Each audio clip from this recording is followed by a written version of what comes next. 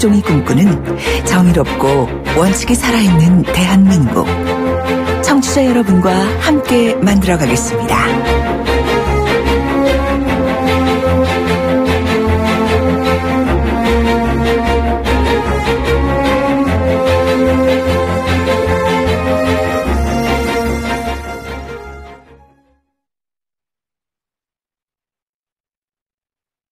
마스크가 없어도 밖에서 실컷 놀고 미세먼지 하나도 없는 날이 올 거라고 우리 아빠가 그랬어요. 아빠가 뭐 하시는데? 콘덴싱 만들어요. 콘덴싱이 옳았다. 국가대표 보일러. 2016년 금감원 공시 매출액 1위. 라면 드실래요? 얼큰얼큰 도시락 쫄깃쫄깃 맛있게 예예. 팔도팔도라면 도시락 와. 출출할 도시락 어디서나 맛있게 예예. 팔도팔도라면 도시락 언제 어디서나 어떻게 즐겨도 맛있는 팔도팔도라면 도시락 스타일의 핵심, 편의사양의 핵심, 트랙스의 핵심은 다 담았다. 그래서 코어. 더 뉴트랙스 LT코어 출시. 스타일, 편의사양의 합리적 가격까지. 이제 더 뉴트랙스를 보다 놀라운 가성비로 만나세요. 전시장 및 홈페이지 참조. Chevrolet Find New Roads. 에이스 고객 이보영. 침대의 상식을 말하다. 신혼침대는 좋은 거 사야지. 결혼한 친구한테 물어도 보고 후기까지 다 챙겨봐야 돼.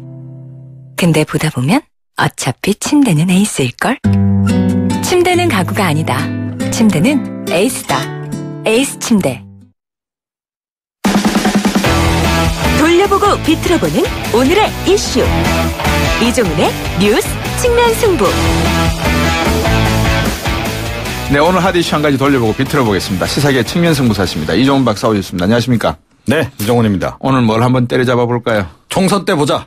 예? 2년 뒤에 보자고요? 박 박사님 보자는 얘기가 아니고요. 네. 총선 때 뭐 투표로 누구를 심판하겠다는 겁니까? 그렇죠. 문재인 정부를 심판하겠다 이 얘기입니다. 누가요? 근데 뭐 아직 총선 한참 남았는데 그죠? 예. 2년이나 남았는데. 이런 말 하시는 분들 잘하시라 그러세요. 자꾸 뭐. 예. 예. 그런데 이게 이제 왜 이런 일이 빚어졌느냐. 예. 예, 오늘 오전에 가상화폐에 대한 정부 대책 발표가 나올 거다. 예. 이런 보도가 며칠 전부터 쭉 나왔어요. 예.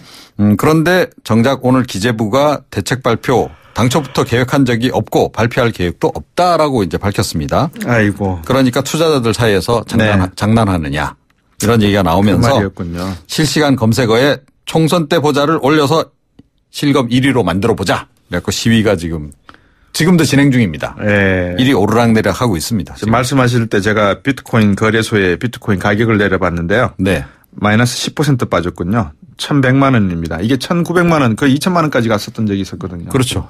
예. 아이고, 이러니 참 이분들은 총선 때 보자라는 말이 나오겠습니다.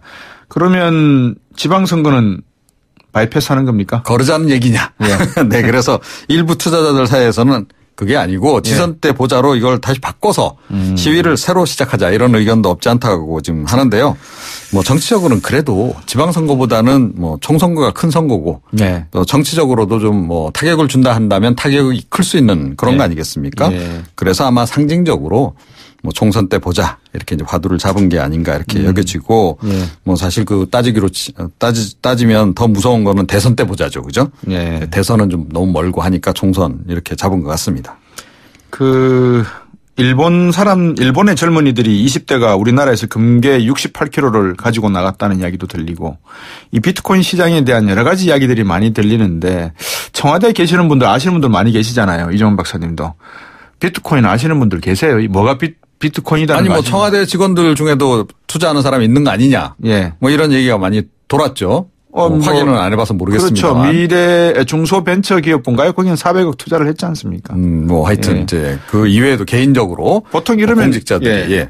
청와대의 그 국민청원 숫자가 막 늘어나고 그러는 거 아닙니까? 예, 그렇습니다. 안 그래도 지난달 28일에 이미 예. 그때 한번 이제 뭐 거래소 폐쇄한다 그래갖고 논란이 일었었잖아요. 그렇죠. 박상기 법무장관이. 예, 그러면서 이제 국민청원 이제 게시판에 가상화폐 규제 반대. 예. 부제는 정부는 국민들에게 단 한 번이라도 행복한 꿈을 꾸게 해본 적이 있습니까? 라고 하는 제목으로 예. 청원이 올라왔고 1월 27일까지 이제 한 달 동안 이제 그러네요. 이게 쭉 이제 누르기를 다 했죠. 예. 모두 22만 8,295명이 참여를 했습니다. 예. 20만 명이 넘으면 청와대 또는 이제 정부 관계자가 설명을 해준다라고 이제 공지를 하지 않았습니까? 그래서 사실은 이번에 대책 발표가 나올 거다, 뭔가 설명이 나올 거다라고 이제 보도가 나왔던 건데 안 나오니까 시위가 이제 시작이 된 거죠. 그 청취자분들에게 광고를 제가 하나 해드릴게요. 내일 저희들 목요일 날 이 가상화폐인가 혁신인가 거품인가를 주제로 해가지고 제가 3대1로 맞짱 뜨는 프로그램을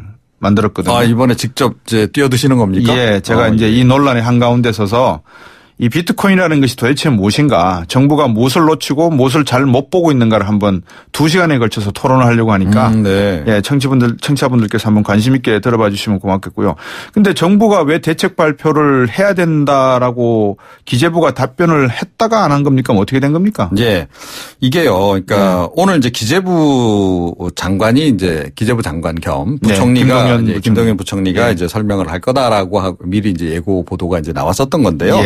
근데 그것 관련해서도 약간 좀 사실은 뭐 지적들이 좀 없잖아 있어요. 왜 갑자기 또 기재부냐.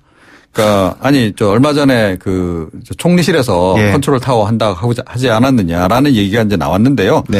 이것도 사실은 좀 큰 문제예요. 그러니까 가상화폐 대책 태스크포스 주무부처가 최초에는 금융위원회였거든요.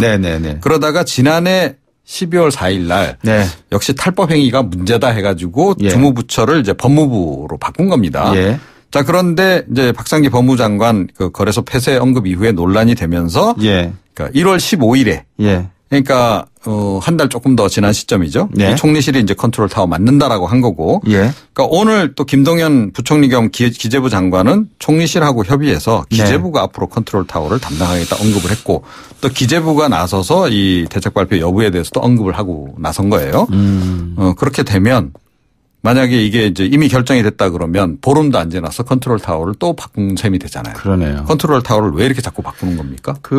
결국은 이렇게 국민들이나 비트코인에 관심이 많은 분들에게 정부가 갈팡질팡 우왕좌왕하는 모습을 보여주고 있다는 게 문제가 되겠습니다. 그렇죠. 지금 이제 제가 보기엔 그게 아주 가장 근본적인 이유 같아요. 그러니까 이제 가상화폐와 관련해서 이제 뭐 여러 부처에서 사실은 관여되는 바가 좀 있긴 하죠. 블록체인 기술 같은 경우는 뭐 기술 담당하는 뭐 산업 산자부라든가 이런 쪽에서 이제 하는 게 맞는 거고 그렇긴 한데 이게 정부 내에서도 이걸 정확하게 아는 사람이 별로 없는 것 같아요. 그러다 보니까 자꾸 지금 이렇게 돌고 도는데 결국 이런 그 컨트롤 타워를 어디로 할 거냐 여부는 최종적으로는 청와대 또는 대통령이 그냥 결정을 해야 하는 문제잖아요. 어떻게 보면 전문가들의 조언을 들어서 자, 그런데 이 청와대 지금 뭐 비서진도 그렇고 이 대통령도 뭐 아주 뭐 큰 책임이 있다라고 볼 수는 없으나 어찌 됐건 부처 간 조율을 지금 잘 해내지 못하고 있는 상황이 아닌가 이렇게 추정이 됩니다. 오늘 말씀 여기까지 듣도록 하겠습니다. 감사합니다. 시사평론가 이정훈 박사였습니다. 청취자가 묻고 박 박사가 전한다. 방송을 들으시면서 궁금하신 사항은 문자 메시지로 보내주세요. 샵 0945번, 우물정 0945번으로 짧은 문자 50원, 긴 문자 100원의 정보 이용료가 있는 문자 메시지로 보내주시면 박 박사가 꼼꼼하게 읽고 인터뷰에서 질문해드립니다. 오늘 들으신 인터뷰 방송은 YTN 라디오 곽수중의 뉴스 정면 승부 홈페이지나 팟캐스트, 팟빵을 통해 다시 확인하실 수도 있습니다.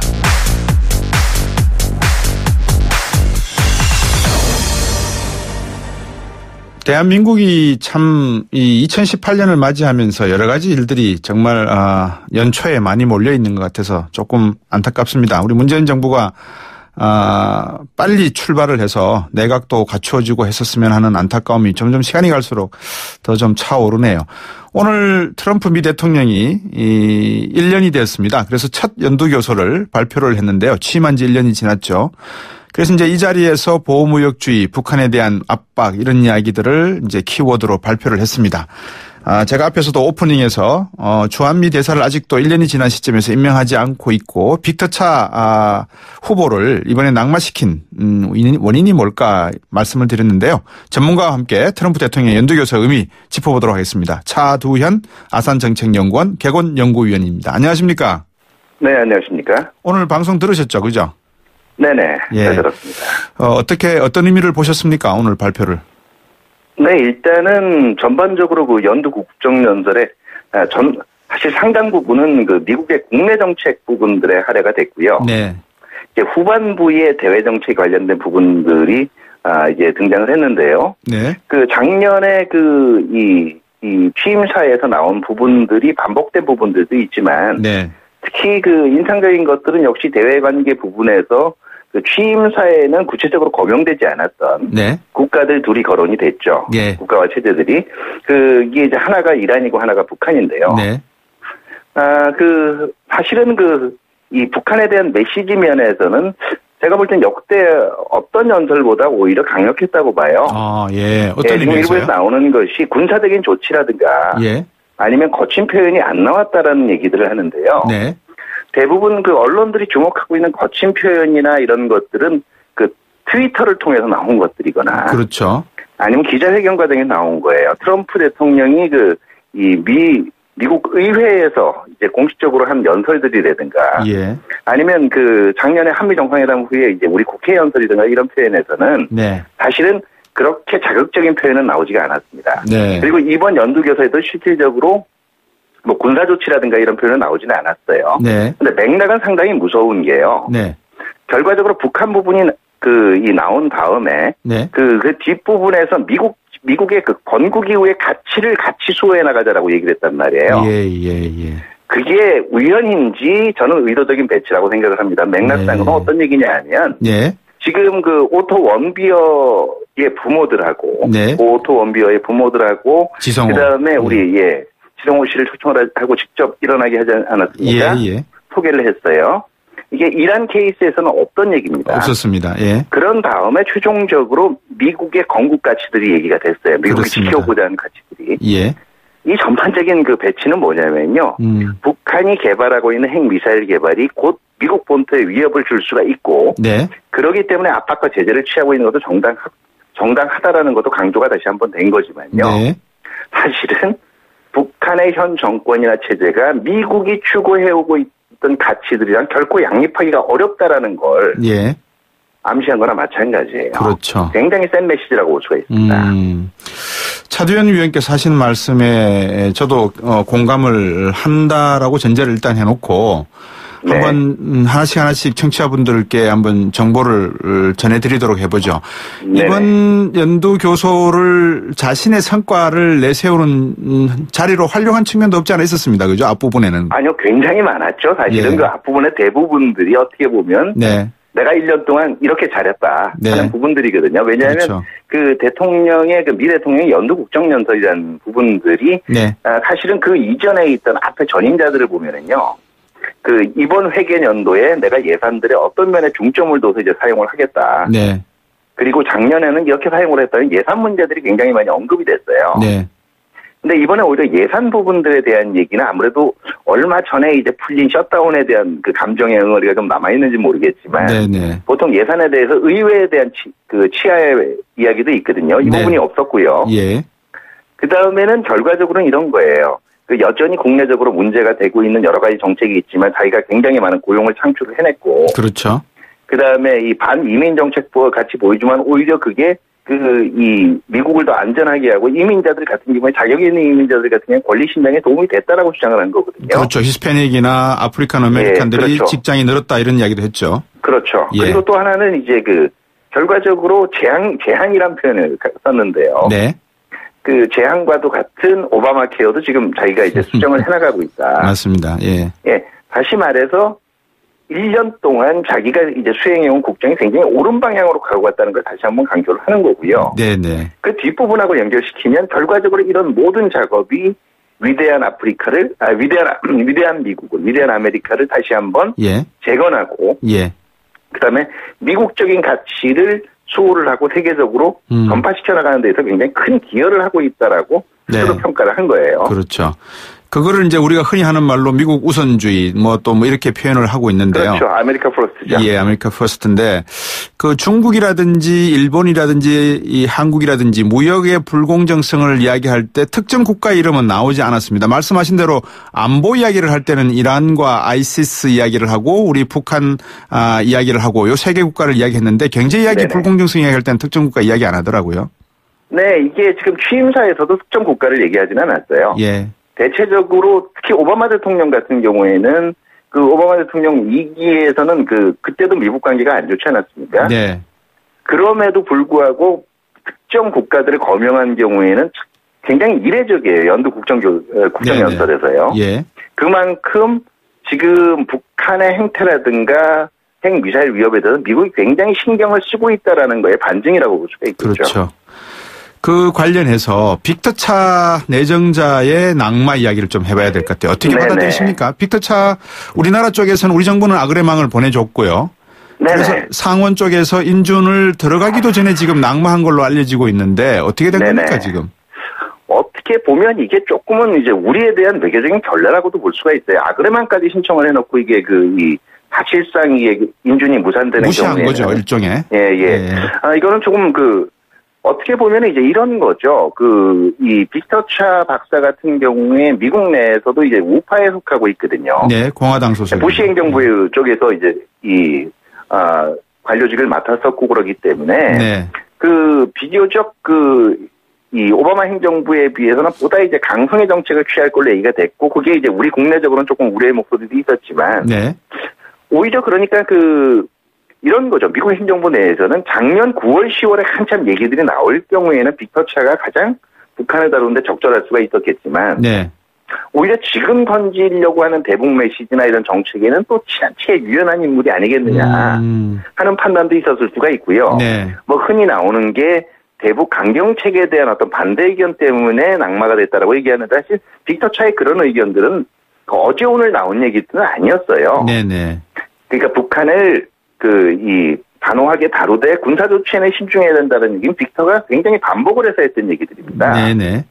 그렇기 때문에 이게 아마 이 작년에 한참 물망에 오를 때도 제가 볼 때 백악관하고 충분히 어떤 의견 교환이 있었을 걸로 생각이 되거든요. 그 네. 이유만이 주가 될 것 같지는 않고요. 예. 아무래도 모르겠습니다. 갑작스러운 일이라서 네. 워싱턴 내에서 또 다른 저간의 사정이 있었을지는 모르겠지만 또 하나의 가능성은 네. 대체적으로 트럼프 행정부의 강요들을 보면은요, 다른 이 미국 대통령들에 비해서 정책연구소나 학계에서 진출한 인물들이 굉장히 드물어요. 네네. 이게 트럼프 대통령이 일종의 학계에 가지고 있는 약간의 불신의 그런 감정들이 네. 이 대통령 후보 시절에도 이미 좀 나타났었거든요. 대부분 월가 출신이거나 군 출신들이 내각에 많이 있죠. 예. 지금. 그렇기 때문에 아마 잘 쓰는 말로 하면 과연 이 복잡한 북한 문제와 관련된 정책을 책상물림들이 해결할 수 있을까? 그렇죠. 하는 회의감도 들었던 것 같아요. 근데 빅터차 같은 경우는 굉장히 실용적인 정책도 했고 현실 정책도 다뤄봤거든요. 예. 우리 입장에서는 굉장히 제한판이사 중에 하나인데 좀 아쉬운 일이긴 하죠. 네. 빅터차의 어떤 가정을 놓고 봐도 아버님이 이회창 전 국무총리하고 동기동창이고 경기고등학교 또 네네. 부인 쪽도 김신 전 국회의원의 따님이고 그래서 상당히 우리나라로 보면 어떤 보수적인 집안의 분인데 미국 공화당하고도 큰 이견이 없을 거라고 생각을 했는데 이번에 낙마를 해서 뜻밖이다. 그리고 1년 동안 자리를 지금 비워두고 있다는 것은 무슨 의미인가. 거기다가 오늘 연두교수에서 매티스 장관을 일으켜 세우면서 잘하고 있다라고 박수까지 받게 했단 말입니다. 네네. 북한에 대한 대화가 지금 생각을 하고 있습니까? 아니면 이것도 트럼프 대통령이 김정은을 보고 던지는 일종의 연기고 제스처입니까? 어떤 의미로 받아들여야 됩니까? 대북 분명히 메시지가 있는데요. 네. 그 무게나 이 함축성으로 볼 때 이걸 일반적으로 트위터에 쓰는 거하고는 좀 내용이 틀리다고 봐야 돼요. 이거는 그렇죠. 의회에 대한 약속이에요. 예. 또 하나는 오늘 연두교수 분위기를 한번 보시면은요. 네. 국내 정책 얘기할 때 서로 의견이 다른 부분들은 민주당 의원들 고개 돌리거나 그다음에 아예 박수 안 치는 경우들도 좀 있었죠. 예, 부하는 소리도 나왔었습니다. 네네. 예. 그런데 이게 북한 부분하고 미국 가치를 얘기할 때는 네. 똑같이 기립박수가 있었어요. 예. 그리고 원비어의 부모들이라든가 네. 지성호 씨를 이 거명을 하면서 얘기를 했을 경우에도 똑같이 이 민주 양당의 의원들이 와서 박수를 쳤단 말이에요. 예. 결국 대외 정책에 관한 한 그렇죠. 트럼프의 지금 정책에 어느 정도 공감대가 확보가 돼 있다라는 얘기예요. 그러네요. 예, 이게 이제 다만 군사적으로 직접 다루는 문제가 아닐 뿐이지. 네. 이것도 우리가 좀 생각을 해봐야 될 부분이에요. 그러니까 트럼프가 미국 국내적으로 몰려있고 그러기 때문에 대외 정책이 있어도 타협적인 정책을 취할지 모른다 이런 그 얘기들이 굉장히 많이 나오고 있는데요. 네. 솔직하게 말씀드리면 이거 굉장히 우리 일부의 희망적인 사고예요. 그렇죠. 우리의 희망적 사고를 지금 가지고 해석을 할 상황이 아닌 것 같고 말씀 주신 대로 미국과 한국과의 관계 또 한국과 중국과의 관계 북한의 핵 문제 모든 것을 입체적으로 들여다봐야 될 그러한 중요한 시기인 것 같습니다. 오늘 아주 중요한 말씀 자세히 잘 들었습니다. 감사합니다. 네, 감사합니다. 네, 차두현 아산정책연구원 개공연구원위원이었습니다.